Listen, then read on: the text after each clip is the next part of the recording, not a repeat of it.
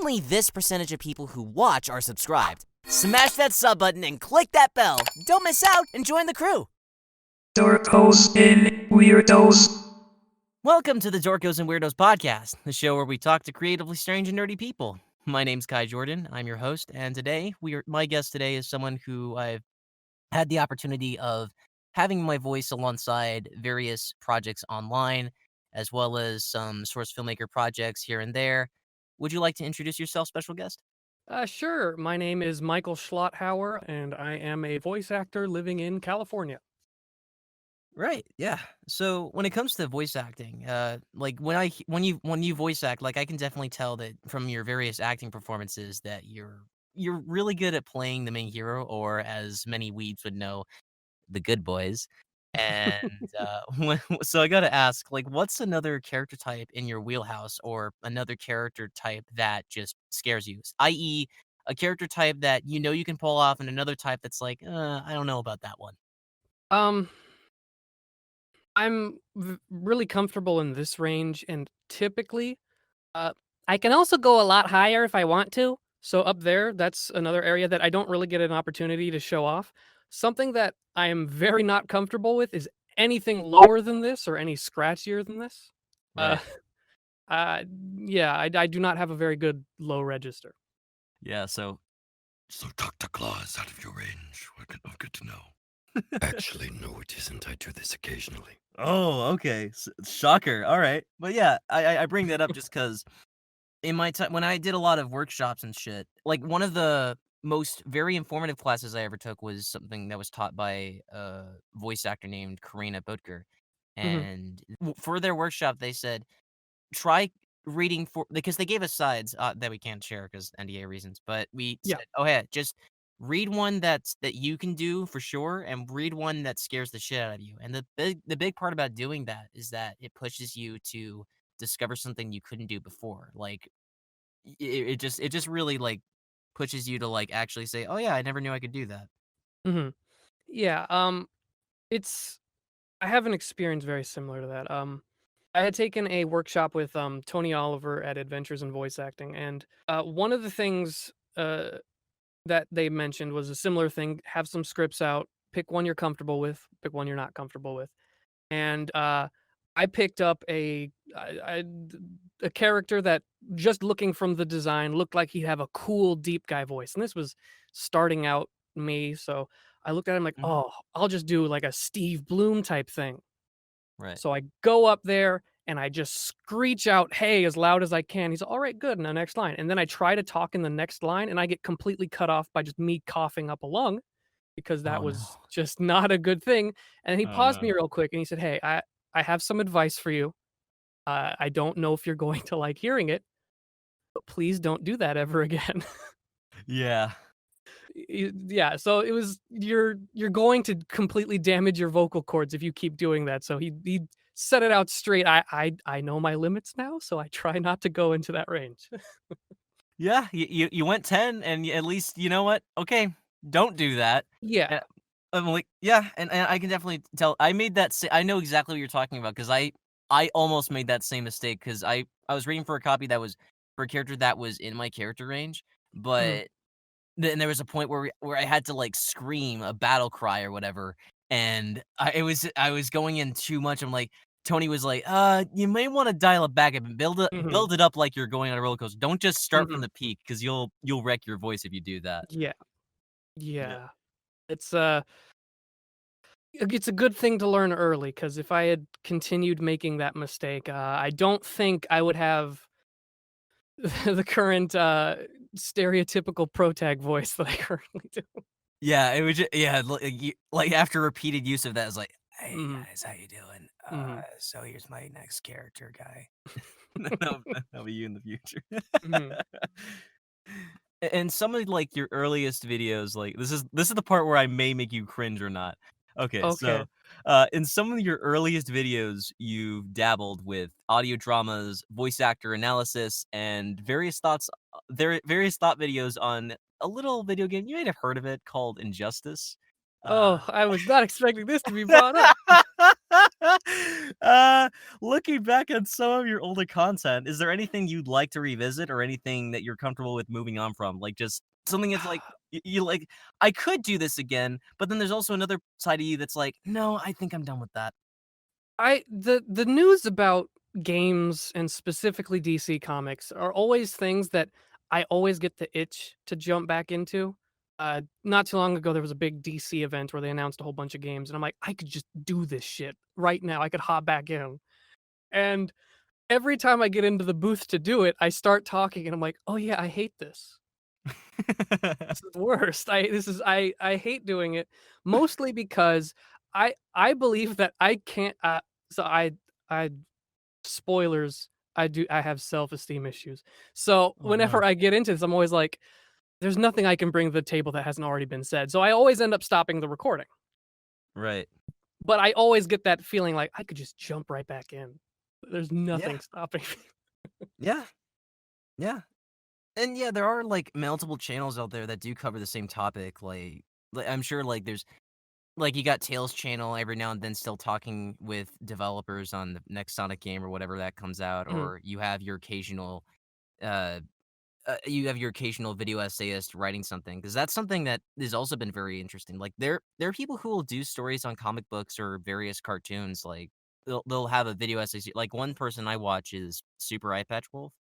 Oh yeah. And one Mhm. thing that he does really well is, like, even though I don't agree with him all the time, like, Elite is a good movie in my opinion. But anyway, uh, he's really good at breaking down something and showing how it works and or why it doesn't work. Like his Mhm. most recent video, Shenmue 3 is a terrible game and I have wasted my life, is despite It's a how phenomenal video. yeah, it's a very good video because like, he's not being an asshole about it, like, he's Mhm. breaking down his honest experience with the game. He felt like the entire thing was like, it was just a very blunt, honest look at the game, just, like, saying, like, it just wastes your time, and it just doesn't bother to make you progress, and there's barely any story things, and how the game is just not changing anything. But Mhm. yeah, so, like, video essays could be something you could definitely target. Just make the thing you gotta keep in mind with stuff like that is just to make sure that you do your research and you Mhm. have that you have enough, variation in your sound cadence. And you're a voice actor, so you've had various experiences with reading copy, so that shouldn't be a problem.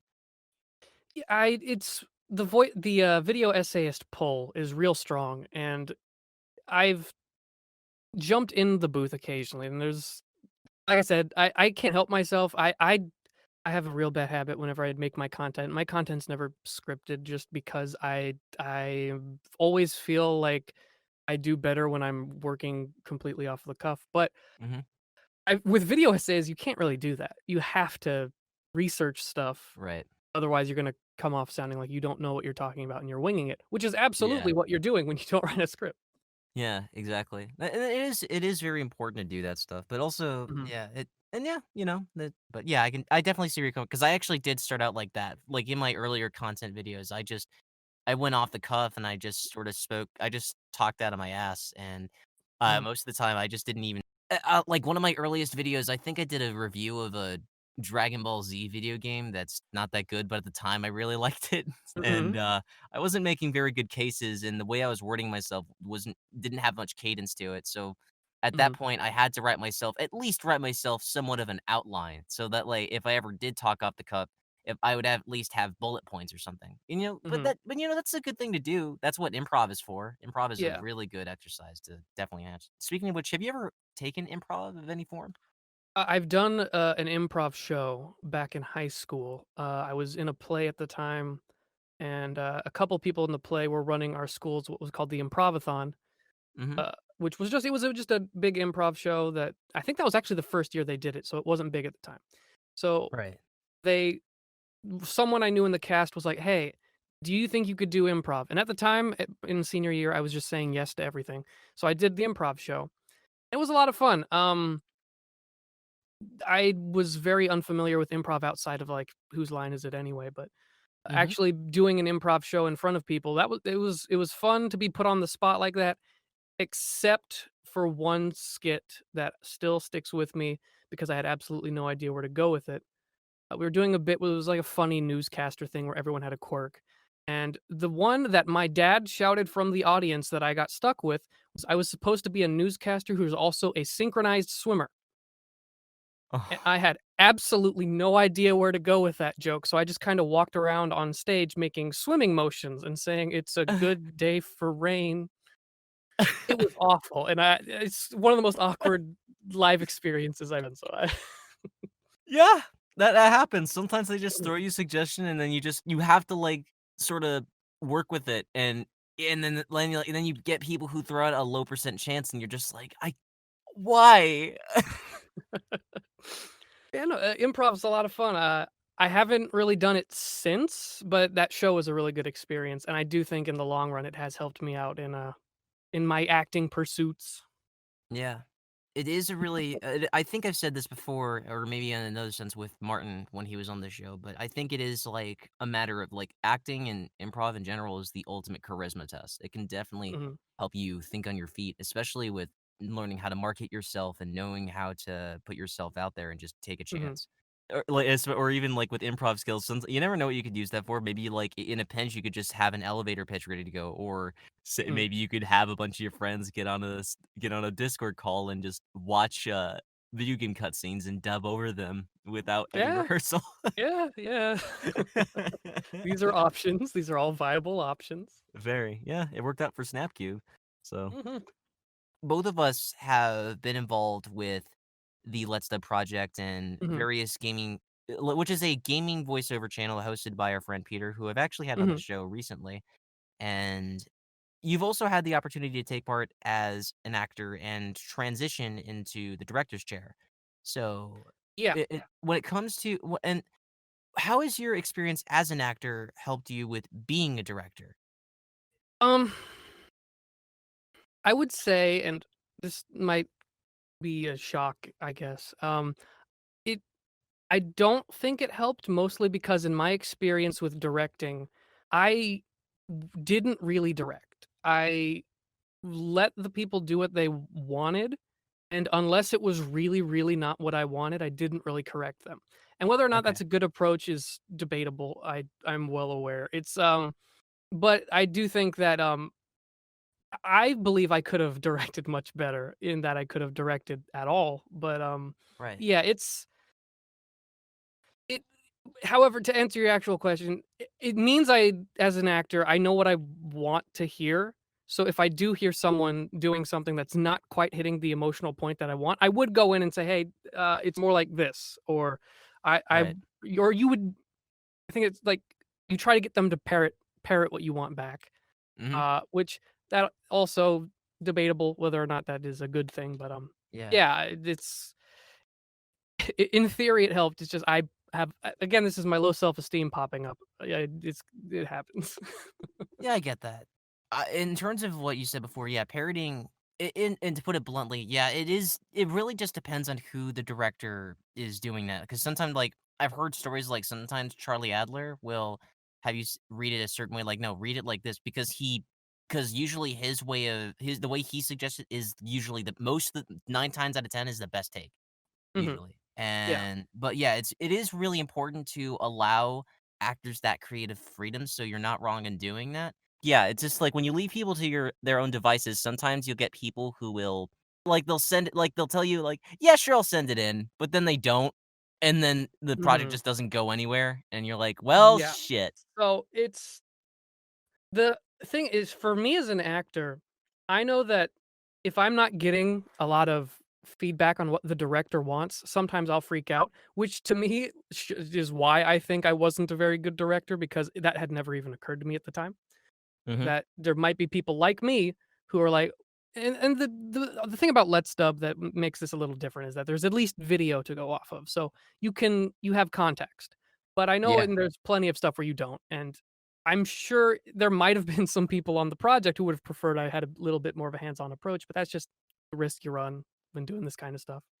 Yeah, especially now with Corona, the thing is, especially important when you gotta now you have to worry about. Well, originally, it was just about having time and availability and making sure you could arrive to the studio on time. But now it's all those things plus you have to make sure that your internet connection is steady, and you have to make sure that the other person has a good setup that doesn't sound like Mhm. hot garbo, Yeah. or they're recording inside of a potato, just stuff to consider. And I only like, as I've recorded this, I recently got Source Connect, thank God, but Mhm. it's just that's just because like, it's an investment, like, it's like Yeah. it's like 100 something dollars to set up, and then you It's not can't. cheap, yeah. Yeah, no, you have to have, and then it's 30 something dollars a month, and then you can't disconnect it until, like, after 4 months. Otherwise, if you do that, then you risk having to buy it again for $100, and it's a pain in the ass. And there is a different option. It's like instead of doing the monthly fee, it's like or you could pay $350 for a one-time purchase, which is it's technically, I guess, over time cheaper, but it's still like that's a steep investment. Yeah, exactly. I think yeah. Yeah, it's just stuff like that. That's the thing that makes this thing so scary, especially Mhm. with, getting into the whole thing, especially with Corona. Mhm. That's why I cannot wait when we are allowed to go back to studios again, and I I I yeah, am also a studio body. I the working from home thing. So yeah, I just from what I can tell, and I think in our voice acting journeys, I'd say you are a little bit further down the road than I am because I when I saw on Twitter not too long ago you had gotten cast in Pokemon, I was applauding. I was like, yeah, yeah, cool, that's yeah, awesome. Yeah. So yeah, for me, I'm still in the auditioning phase. I I've had auditions with really cool stuff, I just haven't booked anything, and I had yeah. all of my plans set up to move to LA later this year, and that's not happening now. No.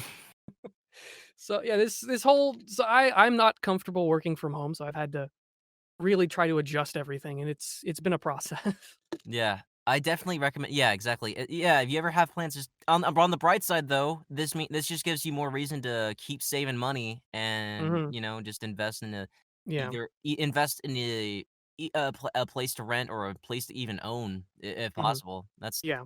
yeah, make plans and stuff. Mhm. Yeah, just be careful with how it goes. Yeah, I have a handful of people that I've been talking to about, like and I know a few people already in the LA area who are like, It's mostly like when people move out to do voice acting over here, it's like 5 people and scrunched together in a house, and that's just kinda how it is for a few years. Yeah.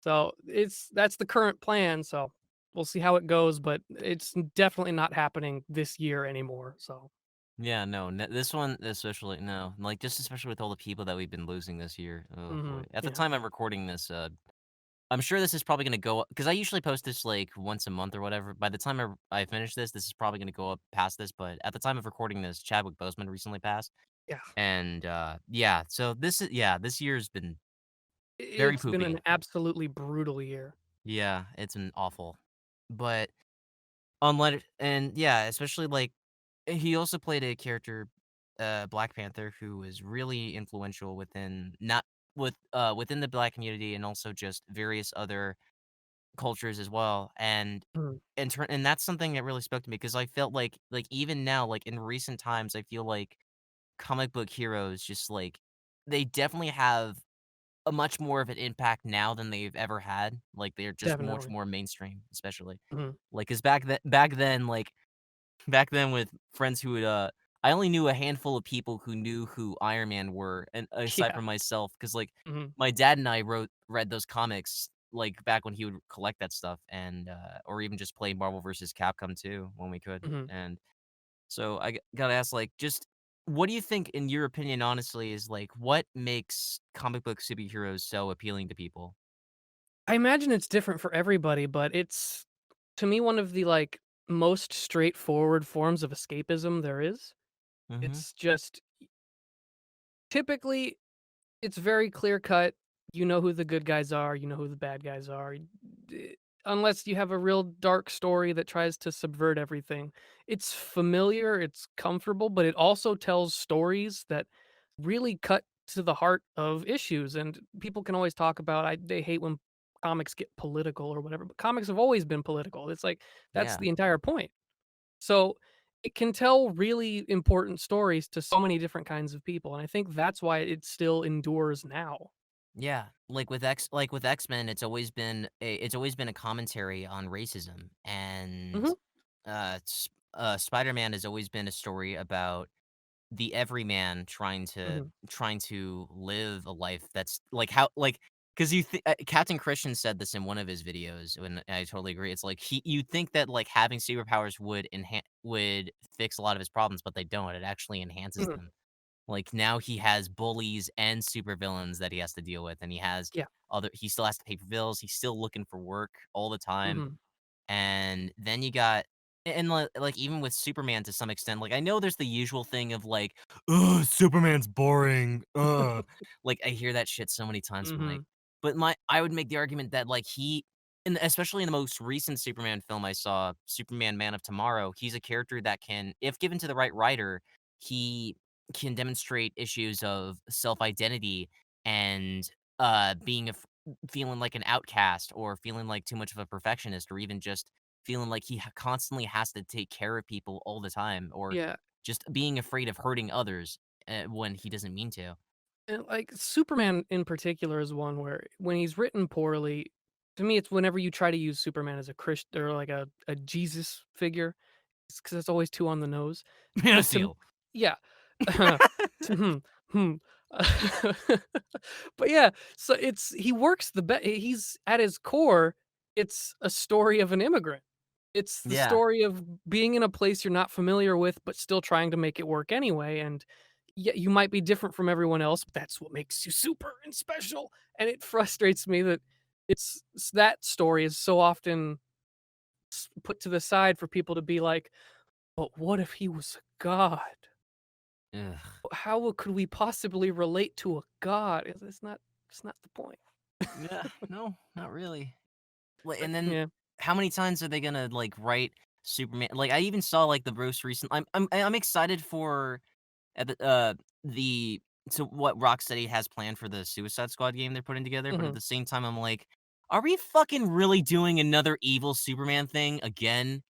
Like, I mean, this is one of those contentious things online because 'cause I'm on the side of this isn't that because we see Brainiac at the beginning of the trailer. yeah, This is where I'm gonna nerd out about DC, I'm sorry, it's my brand. no, yeah, no problem. Yeah, so, like, to me, it's a little different, but yeah, it's one of those things where there's only so many times you can do an antagonistic Superman story before Yeah, everyone starts getting tired of it, but yeah, yeah, yeah. I was just asking because I'm like, I mean, Brightburn was like out a long ago, but we had the mhm, boys recently, didn't we? And then we yeah, had, and how long ago was Injustice 2? And I'm like, what are we doing here? mhm. But yeah, and But, then like, there's even with also there's still stuff that comes out, like you said, with the Man yeah, of Tomorrow movie, which I have not seen yet, so I can't really speak yeah. on it, but Yeah. I won't spoil it, but I'll say that it is like the first 2 acts, like, definitely, like, really solid storytelling there, and I think it mhm, does tell a very interesting take on Suits, but the mhm, last third my big problem is the last third because I felt like its pacing was super slow, mhm, and I felt like it was kind of anticlimactic, but I still think that I still look at that and I say that is I feel like that is the Superman live that's a step closer to a Superman live action movie that I've always wanted, a step mhm, closer. It just need a little bit more fine tuning and a better third mhm, act. And then you got The Batman, which I'm really looking forward to. Which is it's this like it's been a while since most of the time when we've seen Batman depicted as a detective has usually been through the video games or the yeah, animated series mhm. we and most of the times in the movies, he's just a vigilante who just beats the shit out of people. Yeah. So this is circling back to the every once in a while something pops up that makes me wanna do a video. I started recording something for me talking about the Batman because Mhm. that was one of the first things in a while that I've seen, I'm like, "Oh, okay." I have not been paying attention to the live action DC movies for a few years now, Yeah. and so when I saw that trailer, I was really excited because the only thing I knew going into it is that it was the Robert Pattinson thing about him Mhm. playing Batman, and I know there were people against that, but I mean, he's in other movies, guys, come on. Uh, Yeah. but I see the trailer, and, it's very rare that you can make the Riddler freaky. There's Yeah. only a handful of examples that I can think of off the top of my head, so seeing that it's a weird, like, Riddler Hush amalgam is really cool to me. Yeah. Because that was the first thought I had like, I remember reading something about the Riddler, I'm like, "Wait, is because he's all covered up, isn't that Hush, though?" And then I'm like, Yeah. "Oh," I'm like, "All right, he's a bit more unhinged. All right, let's see where this goes." Mhm. So I have this was part of my video was that I had a theory that they were doing an inverse of what the, animated Batman Hush movie did, Okay. which I don't know if you saw that. No, I haven't. Okay, so there's no way I can get into it without spoilers, but that's fine. It's not a great adaptation. Okay. All right, that's So fair. what they took the Batman Hush story and similarly what they did with Gotham by Gaslight, they didn't want to adapt that comic straightforward. So they decided that they were going to change the plot twist. So Okay. instead of Hush turning out to be Thomas Elliot, who is an old friend of Bruce Wayne who had gone crazy or always had been, there's always that debate. Mhm. Um, Instead of that, they decided to make Hush was secretly the Riddler the whole time. Okay. And that is a twist that did not sit well with anybody that saw that movie because it doesn't work when you have this big buff guy who then takes off his wrappings and he just has a big question mark on his forehead.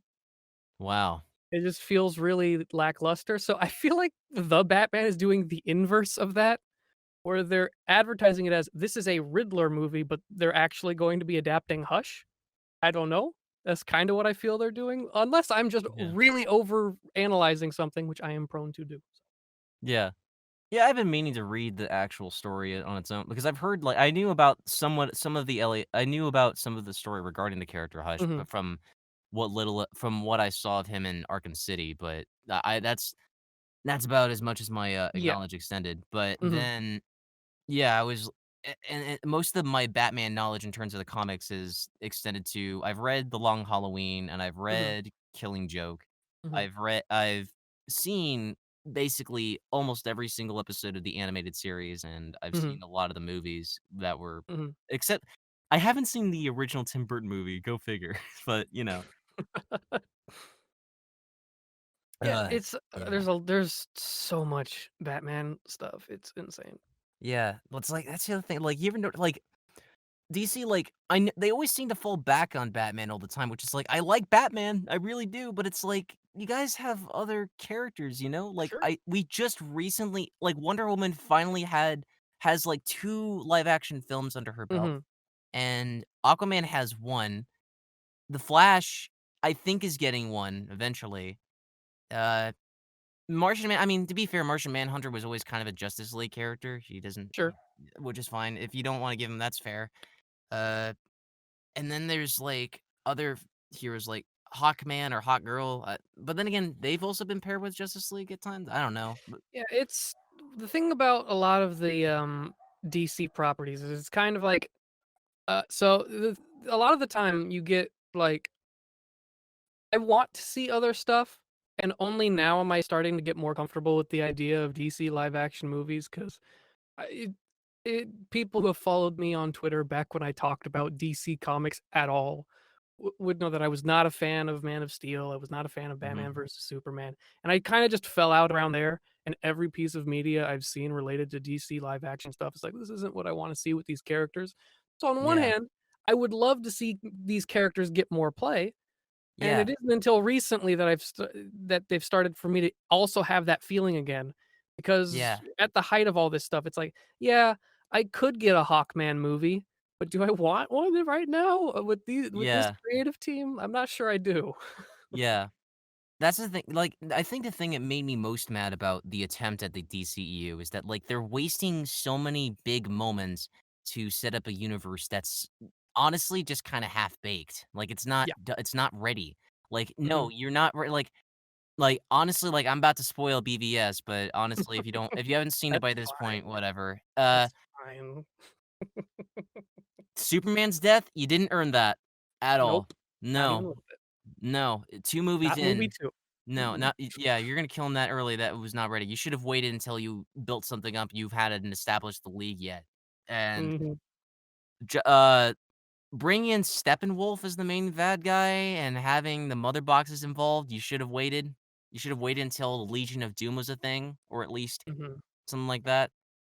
I don't know who came up with the idea for Lex Luthor and Batman vs Superman, and then in terms of adaptation, it's like, why couldn't you have gotten Zachary Quinto? He was so good in the other one, he would have been better. Anybody. Yeah, Like, I'm a fan of Jesse Eisenberg in yeah, general, Yeah. But when I think Lex Luthor, I don't think Jesse Eisenberg. Yeah. And there was that long-standing, well, oh, he's playing Alexander Luthor Jr. Look up Alexander Luthor Jr. in the comics. He is huge. He is ripped. He is spoilers, he's just Lex Luthor again in a different body. So even Yeah. that doesn't work. Uh, So even if that was the case, that Jesse Eisenberg was playing, oh, he's playing his son, and still wouldn't work for his son. yeah, not really.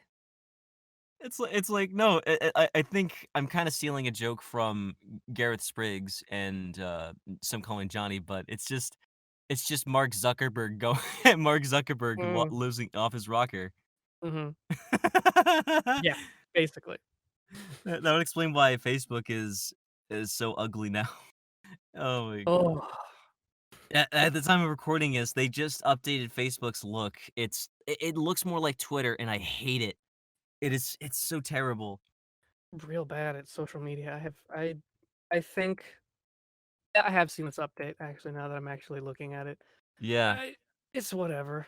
I Yeah. can imagine I don't use Facebook to start with, so this barely affects me, but I yeah, the previous design was fine. I know. It's it's the thing with like there's so many and other websites always change their things that they don't need to. Like YouTube, another fucking platform that does that where they change their platform multiple times.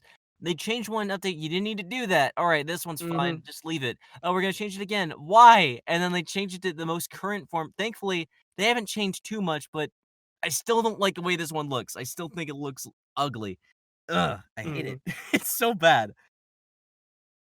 Once they find something that works, they should stick with it, but Yeah. that's not gonna happen. Yeah. Unfortunately.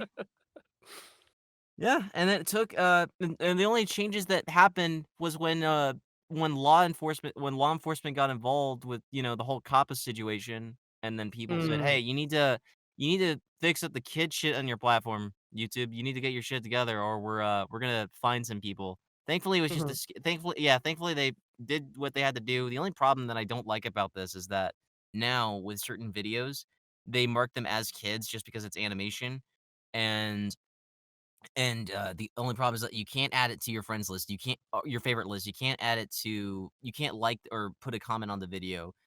and And on yeah. mobile YouTube, this strange thing is that you can't, like, on mobile YouTube, you can minimize a video so that it's in the bottom corner while you scroll through stuff. For some reason, you just can't do that if it's listed as a kid's video, Yeah.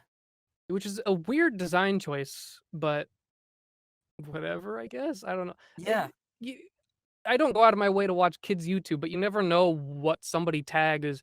I was looking at a walkthrough for an RPG the other day that someone had listed as kids. So I'm watching a little bit of it, and I want to start looking for something else. I try to minimize it, and it says, "Oh, you can't do this."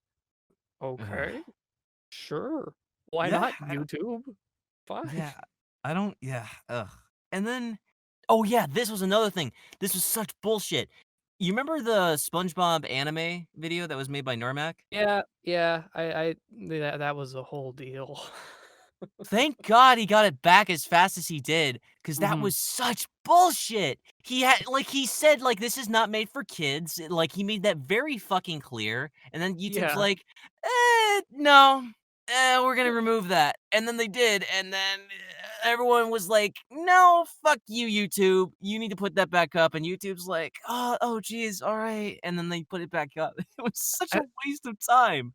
it's like it's very clear from watching even a second of it that it's not, "Hey, this is a fun kids video." I think the very first video they show, like, Squidward or someone getting their arm just ripped the fuck off and blood spraying everywhere. Like, Yeah. it's really not that difficult to understand that this is a parody, but hey, okay. Yeah. It's just like common sense, guys, is Mhm. something that YouTube does not does not possess, unfortunately. No, they do not. Speaking of, but yeah, and SpongeBob SpongeBob anime is a very strange project, I think is fair to say, but it's one of the most unique ones out there. Yeah, that came out of nowhere. Yeah, like it started with little anime OPs and it'll feed other Mhm, things like that. mhm. But then they just said, let's just make a full-fledged anime with and then eventually they're gonna have an English dub of it eventually. I'm I not sure saw. when. Just Yeah. the idea of, "Hey, guys, we're announcing the SpongeBob anime English dub." That got me real good. That's great. Yeah. I even know some of the people who worked on it and like Nice. but yeah, in terms of this, like speaking of which, what has been like just to get dive into some goofy shit, what has been the strangest project you've ever worked on, just in general? Strangest project. I'm not saying this because you're here and you worked on it with me, but Spinning Egg Zone? Okay. All right. That's well, it's up there. There's another one I worked on that I don't wanna get into, but the only thing I'll say about the other thing is they should have advertised that it was furry porn ahead of time. Anyway, so that is as much as I will say on that topic. But on a casting call, that's some shit you should write down first. I don't wanna be surprised and say, "Come here, kitty," and if I don't have to.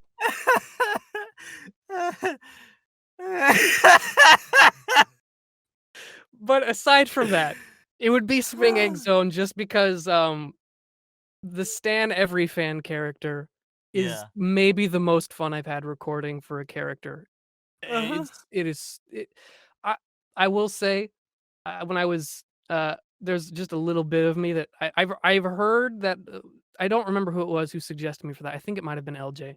Um, Mhm. I think they had someone else. I don't know the details. But when I was suggested for it, I'm like, oh, they're like, we made someone who looks and acts like, oh, this is such a crazy stereotype of Sonic fans. And then I see the character model, and it looks like me.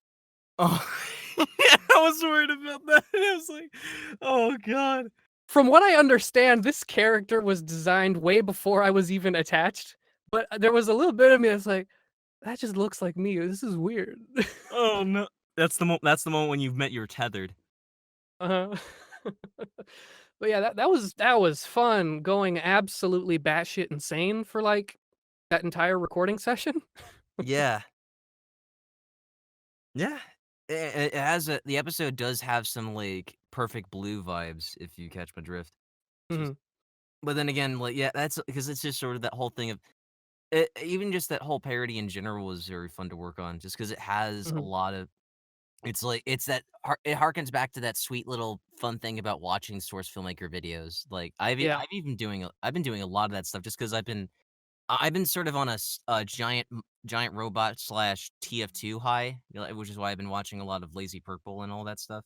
Mhm, So, like, and just watching people it's insane the amount of quality you can get from just taking pre-existing game models and mhm, telling a story with it. Like one of the best shorts out there, in my opinion, is this short called "End of the Line," which I don't remember the guy's name. I think it was McV or something like that on his YouTube mhm, channel. But it's a very well put together stuff. Stuff like that is really fun, and it's really mhm, fun to see people just like become aspiring animators from that point, or even upgrade to better software. And mhm. sometimes they get jobs, and it's really cool. Yeah.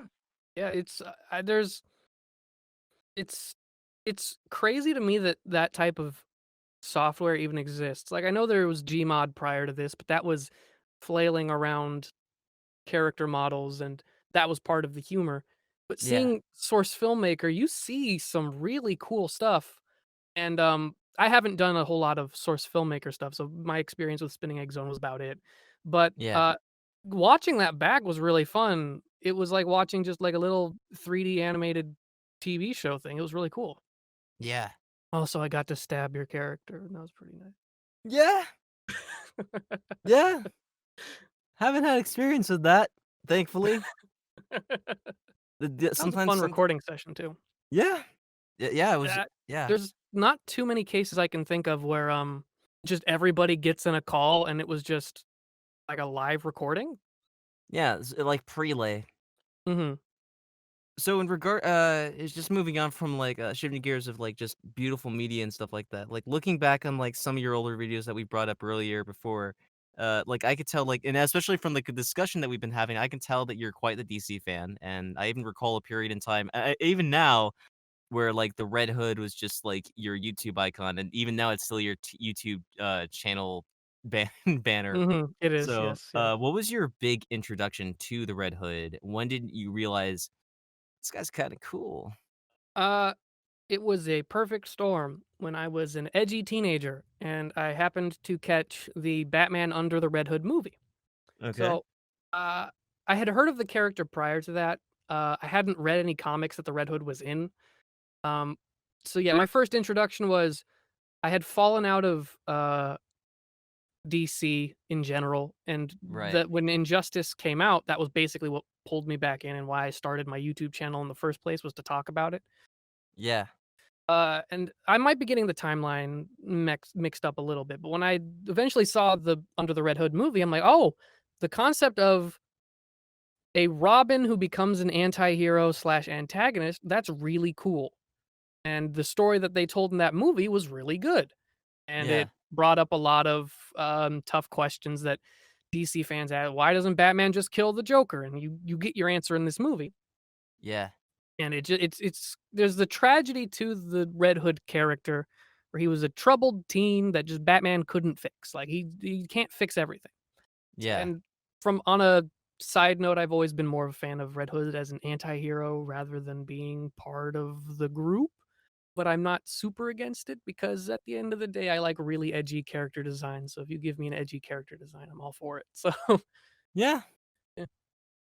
Yeah, yeah, that's good stuff. Like, and I know, like, I haven't seen. I'm not gonna get it until I have a chance to buy Blu-ray when I feel comfortable buying Blu-rays again. But I know they're doing an expansion of that movie called Death in the Family, which is supposed to be an Yeah, interactive thing. I was really interested in that.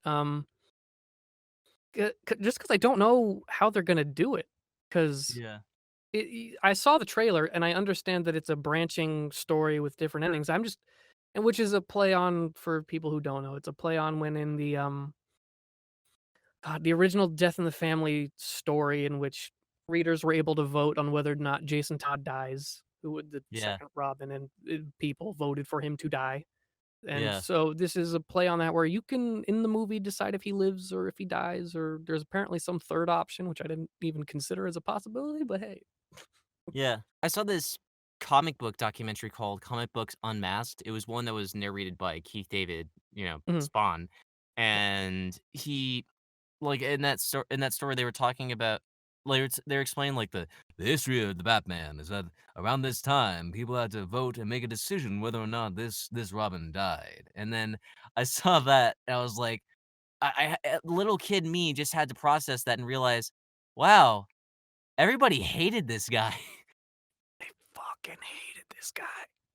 They really hated him so much, and Yeah.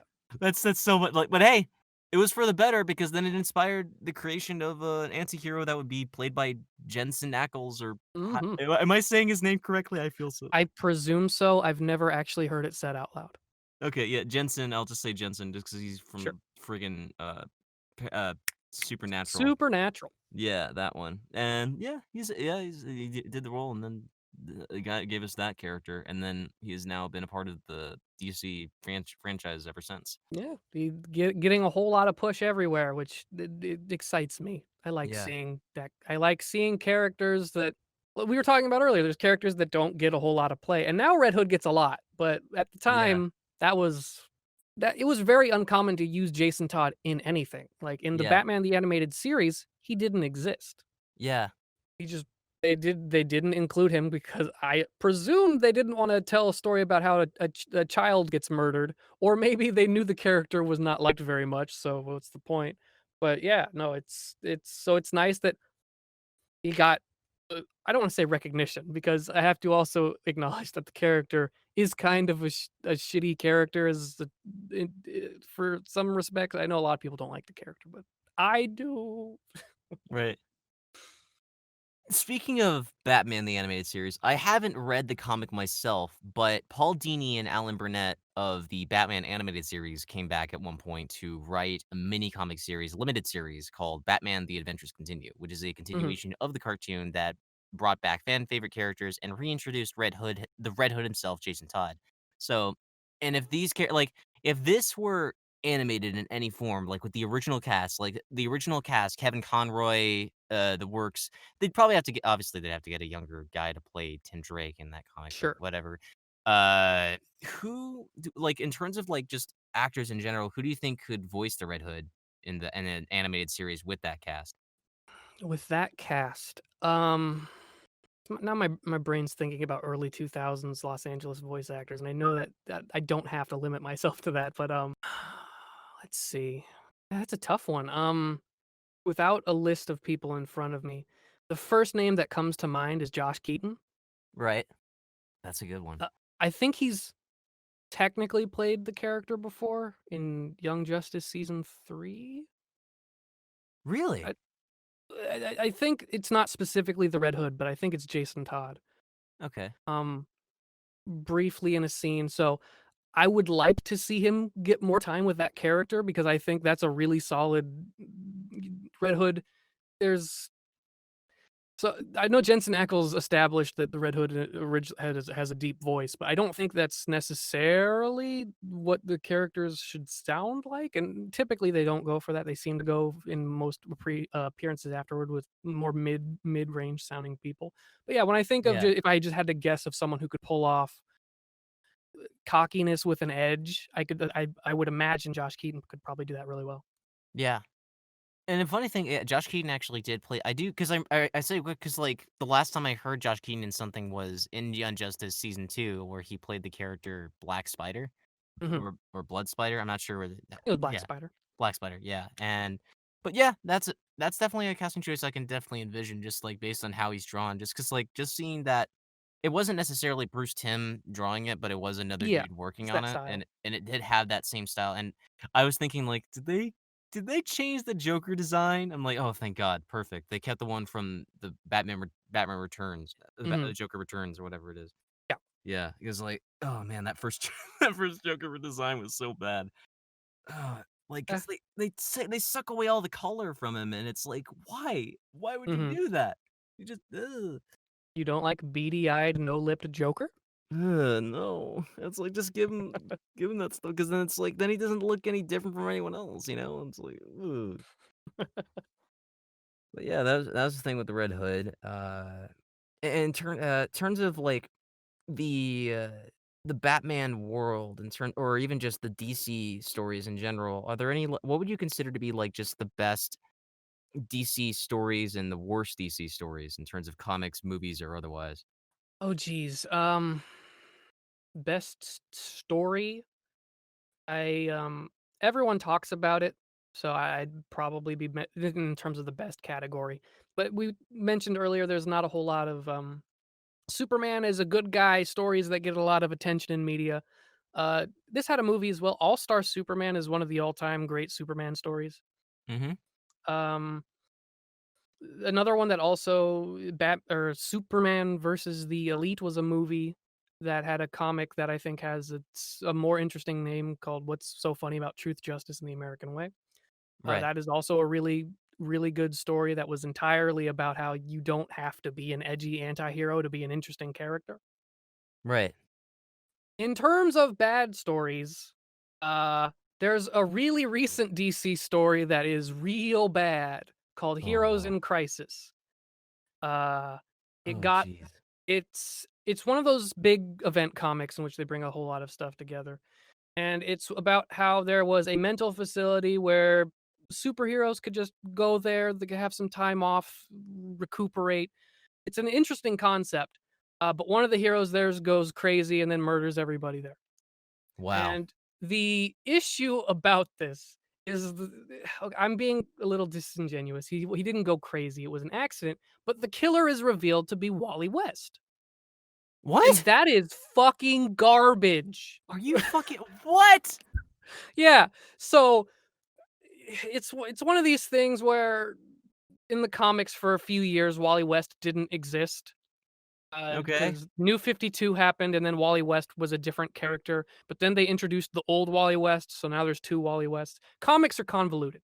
Yeah. Yeah. So, the OG Wally West comes back, and because he's in a different reality now, he's having a hard time adjusting because he had a family, he had all these things, and now that stuff just doesn't exist in this new world. So going to this superhero mental facility, that's a good idea for a story. It could be a low-key thing where he just has to grapple with his demons or understand what's going on. But instead, they decided to do a murder mystery where he kills a whole bunch of C and D list DC characters on accident Wow. because he suddenly can't control the Speed Force anymore. Okay. Wow. Yeah, it's a shitty story. Wow. It, Yeah, that it's real bad. man. It's also a story that is pushing Harley Quinn real hard. It's to the point where she can take down the Trinity for some reason. She just beats up Batman, Superman, and Wonder Woman and escapes for a second. It's like, Wow. okay. Yeah, The only bright side is Booster Gold's a character there. That's the yeah. only shining light is that he's an active character in this story, but it's not good. Yeah. Well, I guess the rebirth had to hit a low point at some point. Yeah. But yeah, you can't fly too close to the sun. You gotta have those you gotta take those punches. You gotta It's whenever DC decides they really want to get super edgy that I feel like they always fall short. Yeah. Like there's Identity Crisis, which is popular for a lot of people. It's another crisis crossover event thingy. Crisis on It's Infinite very Earths? it's called Identity Crisis, I think. Oh, okay. It's another murder mystery in which I think it's the elongated man's wife gets murdered or something, and they Uh-huh. try to figure out who did it. And I don't remember who they reveal, but it's another one of those needlessly edgy stories with a bunch of plot points. Like they have what was essentially a comedy villain, and I just a trigger warning at this moment. They have what was previous to this moment a comedy villain sexually assault someone, and from that Oh, point forward in history, this character is just his gimmick is that he loves to sexually assault people. And I think wow. that is really tacky and tasteless, Yeah. and it's just every time DC tries to push the envelope like this, they do this, and it's just yeah, whenever they do, it sucks every time. Yeah. The only comics I've been reading recently this keep me up with, like, but for the most part have been IDW and Marvel for the most part. Like, I do watch DC, I do read DC occasionally. Like, I have like the first Mhm, Superman Rebirth mhm, because I just felt like buying it. But mhm. like Nick Spencer's Spider-Man I've been keeping up with, and uh I did like the most recent thing that Marvel did that kind of made me cringe was that thing that went around where they had new characters for the new Warriors, like, those things like Yeah, I heard Snowflake about and that. Safe Yeah. Space, like, really? Really, I guys? The New Warriors have always been, like their gimmick is that they were jokes, so I think that trying to do this and trying to make it, like, a thing, trying to take a team that previously has been a joke forever, and trying to Yeah. do there's no aspect of it that worked. No, because like, weren't they the ones that kickstarted Civil War? They were, yeah. Yeah. Uh, in Civil War the comic, the New Warriors were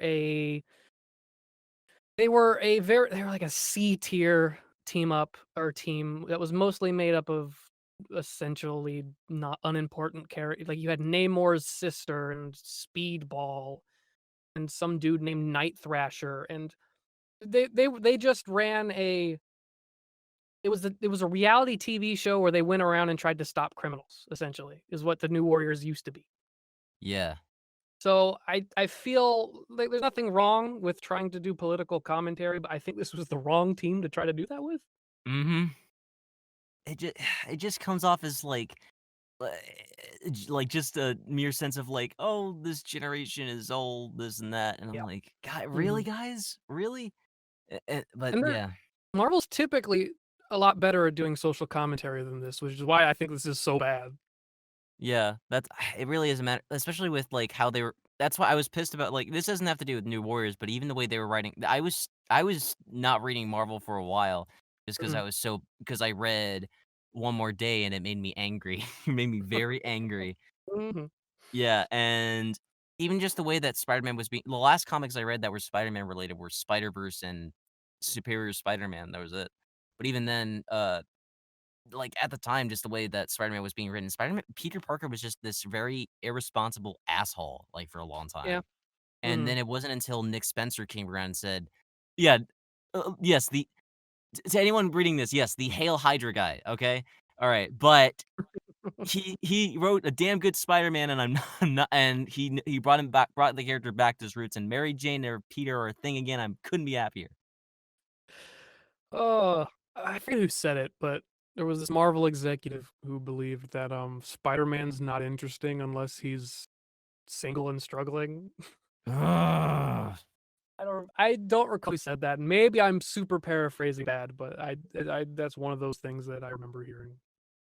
I think it's just like at that time they were just Link Hara said this is that like they don't want Peter Parker to grow up, but Spider-Verse has proven that's bullshit. People will enjoy and can enjoy And an older totally, Spider-Man. totally Yeah. do it. He doesn't need to be in high school, and there's nothing wrong with the high school setting. Ultimate Spider-Man is my favorite interpretation of the character. The comic, not the show, just to be clear. Yeah. But like everything, I loved the trajectory of that high school. Peter Parker had his time and dramatically died, and then you get a brand new Spider. That's all great, and Yeah. moving forward and change is good. Even if it did go from high school Spider-Man to high school Spider-Man, things changed. Um, I think current Spider-Man will occasionally they'll still say he's in college, which is nonsense. Yeah. Though But they do have a good reason why he's in college though. It's oh because like sure, yeah. I it's won't just spo to yeah, I won't spoil why. yeah to me I a lot of my favorite interpretations of Spider-Man. So uh, I had to just to get in. This is information nobody needs to know. I just wanted to make it clear. My Yeah. I have a list of my favorite comic book properties. Number one is Spider-Man. Number two is Batman. Then DC. Then Marvel. Like Right. those two things are for me my favorite. So, and whenever my favorite interpretations of Spider-Man are the ones where he's a dude. He's out there. He's not in school still. He has problems in the real world, and I know problems in school are still real problems. Yeah. It's like as silly as it sounds, my favorite interpretation of Spider-Man, the PS1 game Spider-Man. Yeah, I buy that. Yeah, I love it's just he's an adult dude just chilling. It's kind of an offshoot of the '90s cartoon, but yeah. yeah, sort of like with yeah, even that was the first time I heard Venom have a voice and it was Darren Norris. That's why when I first saw the cartoon I was like, why does his voice sound so light? And I was like, oh yeah, it's Frank Azaria and Mhm. it's Mo Sizlak from The Simpsons. I'm like, oh, Yeah, I wasn't expecting it's that. that's a is an odd casting choice, but hey, It works. It's it fine. works. Yeah. Uh, one last question before we wrap up here. Whether in your creative life or your personal life, what was the most difficult thing you've gone through and how'd you overcome it? I would say I'm still going through it right now. What was difficult for me, and this is more or less in my creative life, is so I had representation in voiceover representation in Los Angeles, and I had for the past 3 years. Mhm. And what happened was when the COVID crisis happened, the agency I was with had to shut down. They are no longer active, Wow. and I went from s- for I don't want to say I got complacent. I got used to the idea that I can check my email and every once in a while I'll see a really cool audition for something that's really interesting and it every time I saw that I was like this is incredible. I'm auditioning for this. And even if it's not something I got, I'm still like okay, well this is how I know it's real. This is how I know that all the work I've put in up until this point was worth it because I'm getting auditions for stuff I know about. And then when the thing happened and I got the email from my agent that said, "We're shutting down, we're no longer in business, and these are the reasons why," it kind of put me into a weird loop, and I I don't know how exactly what I'm supposed to do from here, because the one thing you always hear is you hear people in the industry will tell you, that you need to be where the work is, and I can't move to where the work is, so you have to do everything from home, and as I mentioned earlier, I'm not very good at working from home. I'm not very tech savvy. My booth right now doesn't have a roof. So, Right. yeah, it's something I'm still working through. I'm trying to figure this all out. I'm still submitting to just non-union internet things and just trying to figure everything out. But yeah, it's kind of it's tough, but I'm not giving up yet. So Yeah. Yeah, you'll definitely figure it out. Like, there's definitely, like, those really hard spots where it'll just slow down. Like, even when COVID hit, I was freaking out because, Mhm. like, everyone was getting Source Connect, and I didn't have it by that point. But Yeah. thankfully, thank God, I didn't need it when I recorded Pokemon at the time. So Mhm. I was like, Yeah. so that happened, and I was able to. I just think like, yeah, just as long as you hold on to your communities and just be active Mhm. in the people that you have by your side and people who you share great passion and community with, Mhm. you'll be able to go far. So Mhm. it's definitely it's not the end. This is Yeah. the journey is just starting. Mhm. Is it are there any, like, final words you have to say for our guests out here? Final words. The advice I would give, and this is just in general, if there's something you want to do that sounds cool and you want to go for it, go for it. The entire reason I got into voiceover in the first place is because I mentioned offhandedly to my dad at one point, hey, I think it'd be cool to do voice acting. And he said to me, there's no reason you can't. And I was like, oh, okay. So that's why I got into this. And I feel like that's a good way to just live life in general. Just if there's no real reason you can't pursue something, go for it. Nice. Ladies and gentlemen, that is a wrap for our show. Thank you for listening, and remember to wear your strangeness and nerdy heart with pride. Take care.